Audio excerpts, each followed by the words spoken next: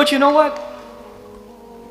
اور میں آپ کو کچھ باتیں بتانا چاہتا ہوں میرا اپنا جائزہ. اللہ تعالیٰ نے مجھے بہت ساری نعمتوں سے نوازا ہے. مجھے موقع ملا ہے کئی سارے ممالک میں جانے کا, ہیڈ آف اسٹیٹ سے ملنے کا, یوتھ سے ملنے کا, ولیجز میں جانے کا.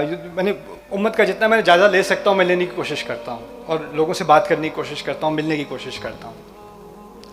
میرا ہمارے لوگوں کے بارے میں کچھ جائزہ ہے, ہماری قوم کے بارے میں, وہ میں آپ سے شیئر کرتا ہوں. میں امریکہ سے شروع کرتا ہوں, زیادہ میرا ترجمہ امریکہ کا ہے. امریکہ میں جو اسلام ہے نا, جو اسلامک آرگنائزیشنز ہیں, جو مسلم اسٹوڈنٹ ایسوسیشنز ہیں امریکن یونیورسٹیز میں, جو دعویٰ آرگنائزیشنز ہیں, اسلامک ایجوکیشن آرگنائزیشنز ہیں, جو اسلامک اسکالرز ہیں, اور جو آپ نے دیکھا ہوگا کچھ امریکنز ہیں جو کنورٹ ہو کر اسلام کے اسکالرز بھی بنے ہیں, اس کے بارے میں بات بھی کرتے ہیں. آپ یقین مانیں ان تمام کی بیک بون پاکستانی مسلمان ہیں, اس تمام کی. اکثریت مسلم اسٹوڈنٹس ایسوسیشنز جو امریکہ میں قائم ہوئی ہیں پاکستانیوں نے قائم کی ہیں. جو کنٹریبیوشنز مساجد بنانے میں, ہزاروں مساجد بنی امریکہ میں, جو کنٹریبیوشنز پاکستانیوں نے کسی اور نے نہیں کی.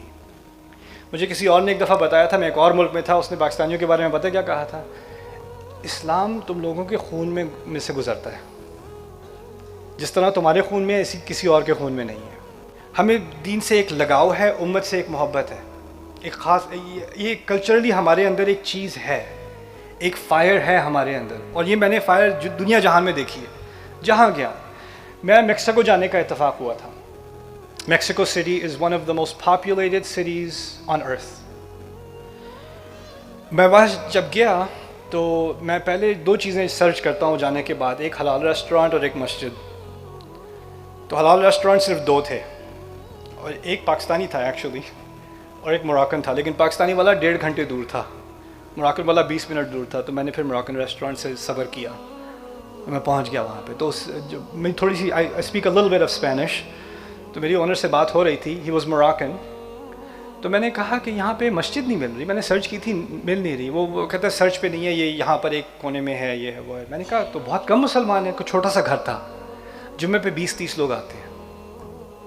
تو میں نے پوچھا یہ وہاں بہت کم مسلمان ہیں؟ کہتے نہیں مسلمان تو بہت ہیں یہاں. کہتا ہے اس 60s اور 70s میں وہاں پر ایک انجینئرنگ ریولوشن تھی, تو انہوں نے موراکو سے, لیبنان سے, سیریا سے بہت سارے انجینئرز بلوائے میکسیکو سٹی میں, اور وہاں ہنڈریڈز آف تھاؤزنڈس کی تعداد میں مسلمان سیٹل ہوئے.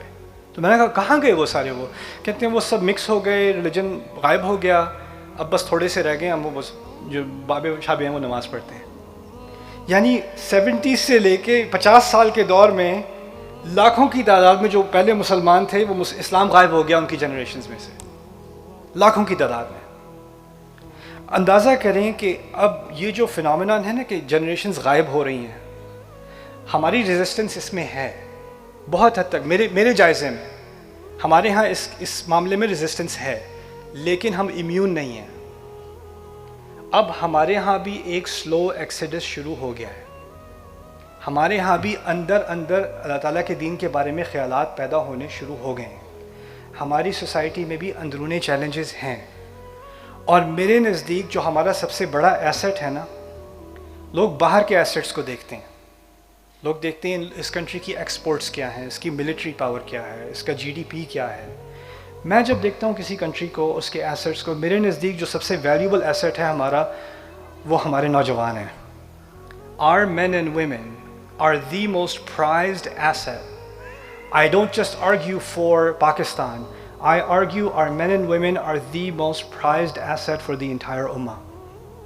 Wherever I have traveled in the world, the most creative, the most highly intelligent, the most highly entrepreneurial, extremely academically successful Muslims that I've seen in the highest proportion are the Pakistanis.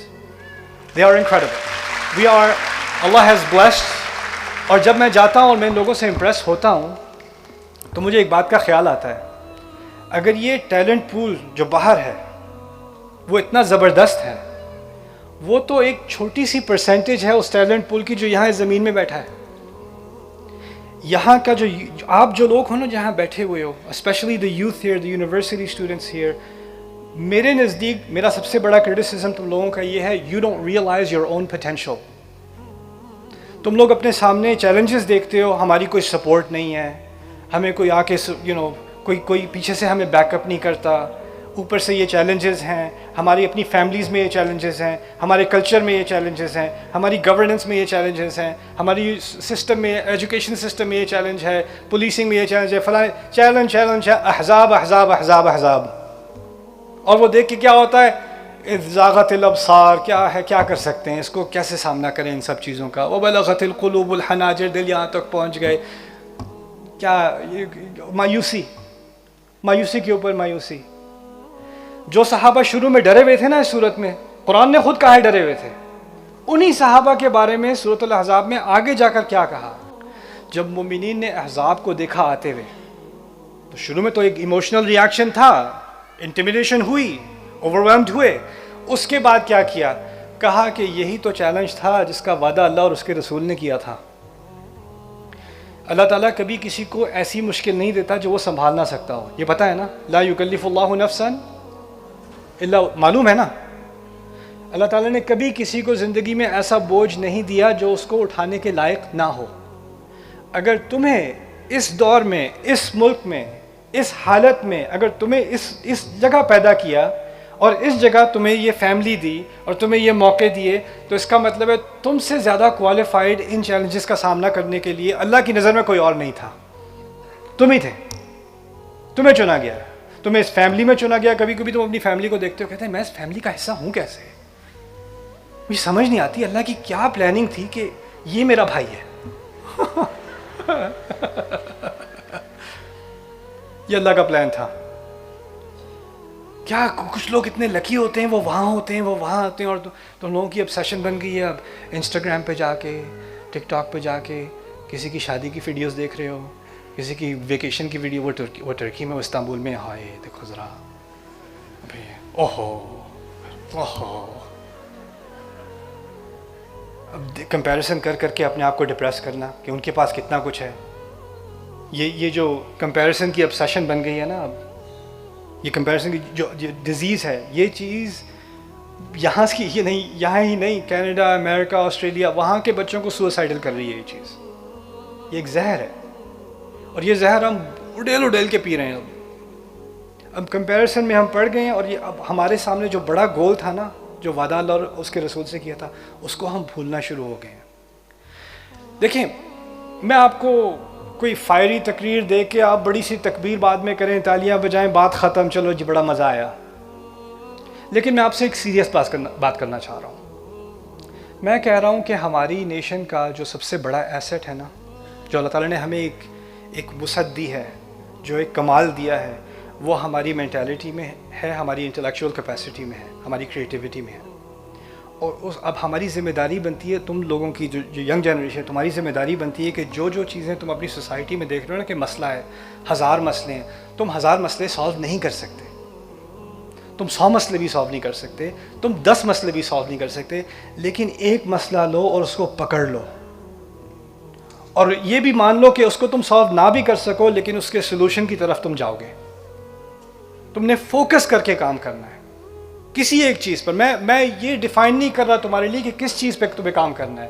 اللہ تعالیٰ نے نحب کا لفظ استعمال کیا تھا, میں نے کہا تھا نا لمبا تکلیف دینے والا سفر. اور جگہ کہا ہے لو کان عرضا قریبا او سفرا قاصدا. اگر کوئی چھوٹا سفر ہوتا کہ سامنے سے ڈیسٹینیشن نظر آ رہی ہے تو چلے جاتے, پھر تو آسان تھا. لیکن تکلیف دینے والا سفر یہ ہے کہ تم قدم چلتے جاؤ چلتے جاؤ چلتے جاؤ, آگے سے مسئلہ حل ہی نہیں ہو رہا. تو جب حل نہیں ہوتا نا آگے سے, تو انسان سمجھتا ہے کہ جو کچھ اچھا میں کر بھی رہا ہوں اس کی تو کوئی حیثیت ہی نہیں ہے, اس سے تو مسئلہ حل ہی نہیں ہو رہا. ہم نے یہاں پر ایک کلینک بنایا, وہاں 1000 اور مریض ہیں. ہم نے یہاں ایک سیلاب کی مدد کی, وہاں ایک اور فلڈ آ گیا. ہم نے یہاں یہ مسئلہ حل کیا, وہاں 10 مسئلے اور کھڑے ہو گئے. تو آپ اور مسئلوں کو دیکھ کے کیا کرتے ہو کہ جو چھوٹا اچھا کام ہو بھی رہا ہے نا, اس کی آپ کو کوئی قدر نہیں رہتی کہ اس میں کیا ہے. قرآن کی جو ذہنیت ہے نا, وہ میں آپ کو انکریج کرنا چاہ رہا ہوں کہ آپ قرآن سے بالکل اٹیچ ہو جاؤ, تاکہ یہ جو سکھ تھاٹ پروسیس ہے نا, جو یہ مرض والا تھاٹ پروسیس, یہ آپ کے دل سے نکل جائے.